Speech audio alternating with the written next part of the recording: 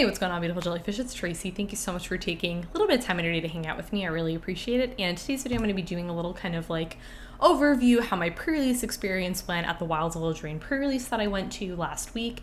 And I actually haven't been to a pre-release in a while. I filmed a video, it's been a little bit more than a year ago, when I really wanted to go to the streets of New Capenna pre-release, and I actually ended up in the ER. And apparently maybe I'm just getting sick around pre-releases, because I've actually also been sick for like the last 3 weeks. I'm speculating bronchitis. I had a really nasty cough, like a really deep cough, and I was feeling really fatigued, and I got tested for COVID, the flu, and what's the third one? The trifecta, strep. There you go. All of those were negative. I'm speculating bronchitis, so apparently I'm just getting sick around pre-releases. But I was very determined. It's the first day I feel better in like the last 3 weeks, which has been great. I was really determined on the pre-release day, because I was like, I missed Streets of New Capenna. That was the last thing I was excited for. And I don't know what happened on the Lord of the Rings pre-release. I probably would have gone to that pre-release, but I feel like we had something going on that weekend, which is pretty unusual for us. We're pretty low-key people. Like, we don't really do a lot, so I don't know what we were doing. But anyways, we didn't make the Lord of the Rings one. And to be very honest with you guys, even if I'm not a massive fan of the set, I still like to go to the pre-releases. There's a couple of pre-releases that I like wouldn't really like. Akora, for example, was not really a big set for me. I probably wouldn't. That was during the pandemic. I think that was during 2020, so I couldn't have gone to that one. But I don't think I would have gone to that one even if I could, because that was a set. But for the most part, even if I'm not a massive fan of the set or I don't really need anything from it, I do like to go, because I find pre-release events really fun. Because the thing is even if you don't do well, it's a pre-release. It's just about like the fun, and the people that I played with were just really cool people. Sorry, I needed a little bit of a cough break there for 2 seconds. I still have a little bit of that. But anyways, so the people that I played were like super great. It was 3 rounds. As I think, it's funny, I like was thinking about it and I was like, are pre-releases normally 3 rounds or 4 rounds? Anyways, I couldn't remember, but and part of why I kind of really wanted to film this video, to be honest, was because I don't feel like my deck was particularly that strong. But what I've really noticed about going to like these sort of like pre-release, limited, draft, all that sort of stuff is like a lot of times those unassuming cards and those unassuming decks can actually be really powerful. Like, I remember this one game, I don't remember what my opponent had, but it was like this like 4-2. It was like really annoying. And he like beat me down with this 4-2 and I couldn't do anything about it. It's like, I don't want to waste this removal spell on this 4-2. Anyways, my deck was actually just ridiculous. It shaped out to be truly incredible. I got 2nd place in this pre-release, which was really cool. Paul got 3rd. I got to open up 4 packs. I opened up some pretty cool stuff. I opened up 2 parallel lives, the borderless ones or whatever. There'll be a picture here, which was really cool. So that pretty much just paid for about everything. And then I opened up a bunch of other cool stuff. I don't know the prices of anything. But anyways, I don't need those parallel lives, actually. None of them were in foil, which was a little bit disappointing, but that's okay. But let's talk about my deck, and let's talk about just a couple of cards. I don't want to talk about everything, and I did have this grand idea to like have the deck and then show it, and then that never happened. I sorted through all the cards already, and they're all away, and I love you guys, but I didn't want to resort through them, because that's, you know, there's a lot of stacks, there's a lot of piles, and I didn't want to go through it. So I want to talk about my promo, and you know, I feel like there's sometimes this pressure to like play your promo or like build your deck around it or whatever. And the reality of the situation is I went with a very specific type of deck and it just ended up working. And part of why I wanted to film this video is because if you're drafting this set or whatever, like these are some good cards that I would definitely like look out for and that I found really good. And I'm not a draft pre-release expert. I'm not anything like that. I'm just a pretty casual person. Pre-release is the most competitive events that I do these days. So my pre-release promo, and I actually opened up another one of these, which ended up being so funny, is Eldraine, the Pyro Hammer. So basically I went for like a burn deck, and it worked really well because I had a lot of these cards that just dealt damage. So I want to actually talk about this card, and I want to couple it with this other card. So anyways, I got 2 of those cards. And if you're thinking to yourself, this card's like fine. It's also like a 4/4 beater, like, which was just absolutely ridiculous. It's also legendary, so I didn't end up drawing like 2 of them or anything, or get 2 of them at any point. that ended up not being part of the problem. But I want to talk about like truly like one of the best combo cards in my entire deck, and that is this card called the Witch Stalker Frenzy. So if you're looking at this on face value, you're thinking to yourself, this card's like not super great, it's a little bit mana expensive. I honestly really most of the time just ended up hard casting this card for 4. My curve was actually really low in my deck. Like I think I capped out at like 6 or whatever.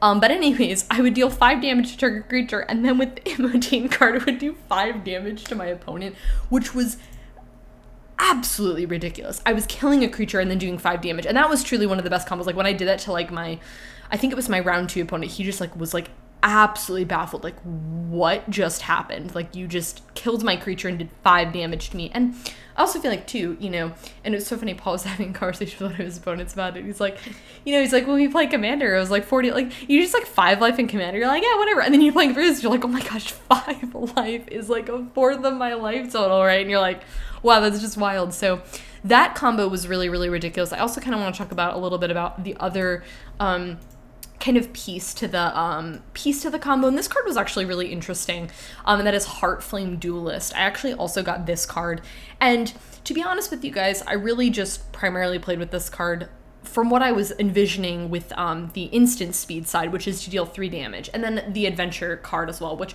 by the way, I've actually found I really enjoyed playing with a lot of the on-adventure things, because typically the adventure costs are cheaper, and we'll talk about another card that I also had that, and then I was able to do that, and then at a later point when I was needed that card, I was able to do it. So I really liked that flexibility, and like I said, we'll talk about another on-adventure card in a little bit, but this card was very strange to me, and it's so funny because one of my opponents, my last round opponent, I was talking to her about it, and I said, you know, this card felt very counterintuitive to me, because you play it by dealing 3 damage, and then if I had all my other cards, you know, my other card, I was able to deal that much damage, which was really cool to any target. I could also burn their face, which is actually, I didn't do that. I was always killing creatures with this card whenever I had it, which was funny though, because hypothetically, if I had that, the Eldraine card, I could have done this and then done 6 damage to them, which is ridiculous when you think about it. Anyways, but it also has instant sorcery spells that you control life. Like, it just feels like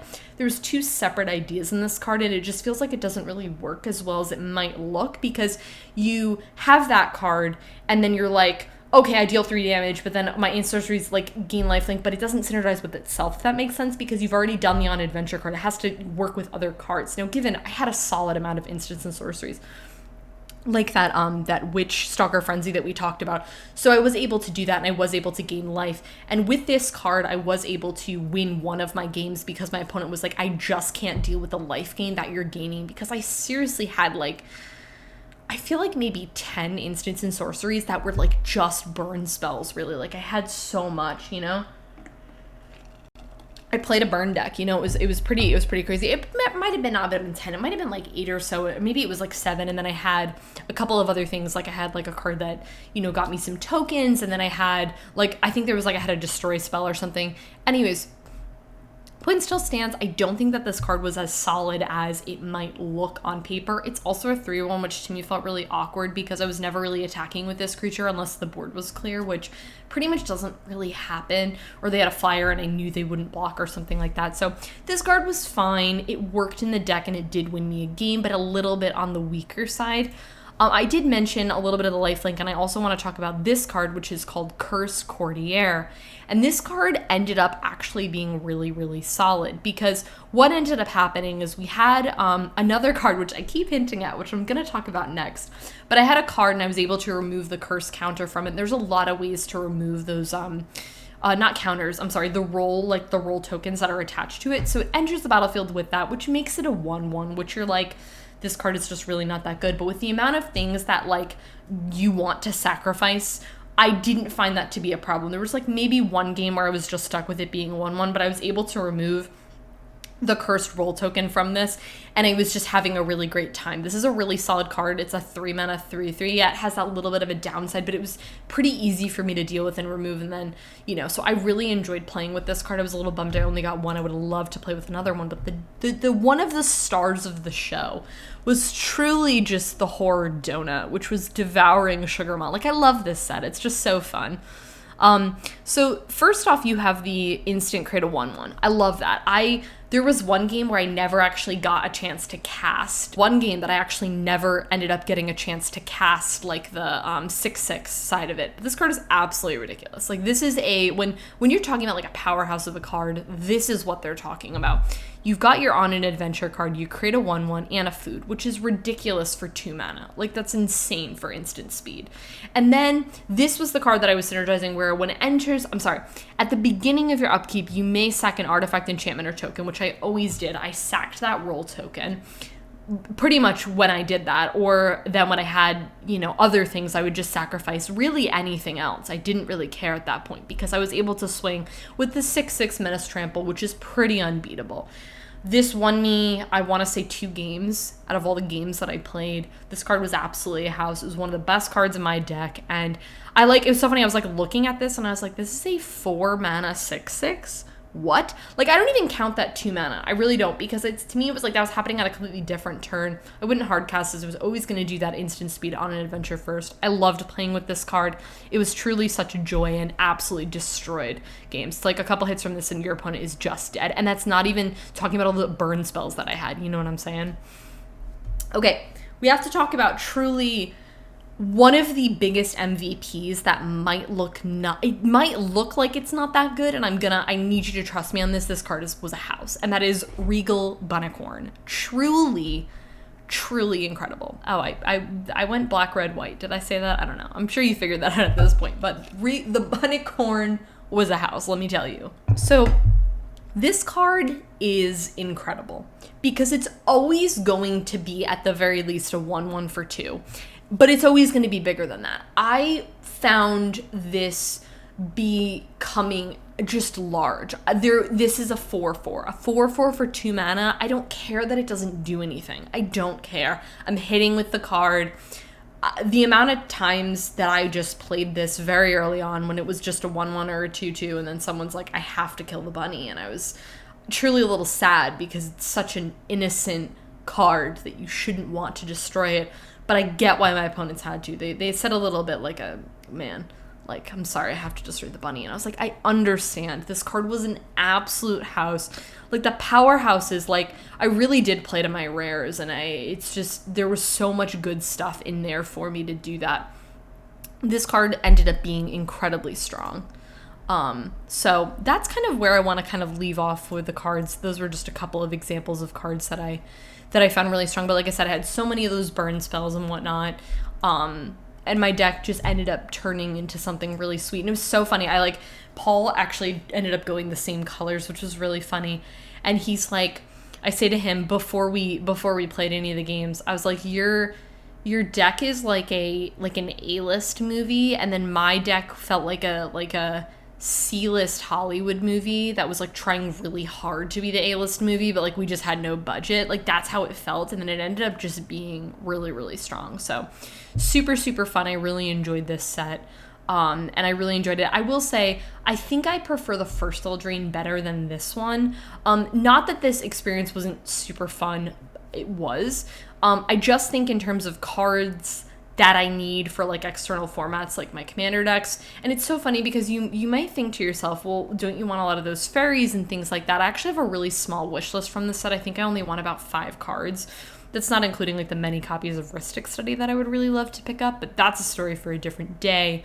I feel like I didn't want as many cards out of this set because a lot of those fairy cards, where a lot of them were really, really strong and I really enjoyed them, Alila triggers off of making artifacts and enchantments, and I didn't want to put in too many fairies to like mess that synergy up. So I will be picking up, I think, one of the fairies I think I picked out for my wish list that I have on there. But anyways, yeah, so guys, that was it. That's why I also didn't do a video talking about cards that I wanted, because like I said, it was only really like 5, and I realistically think I could have done that video. I just didn't get around to filming it before and stuff, and I didn't feel super excited about it, so I didn't really feel like I wanted to chat about it. But anyways, I'd really like to know what you guys thought about this video. If you guys played in the pre-release, I'd really like to know how you guys did, what cards were really good staples for you, and what cards were you like, wow, this card was just an absolute house. So anyways, and let me know next time too if you would prefer if if I had like the deck and then I kind of showed you guys it from a different angle, and then we were kind of talking about the curve and all that sort of stuff. But yeah, guys, that is everything for this video. I really hope you enjoyed it. If you did, subscribe to my channel, and I'll see you guys in the next one.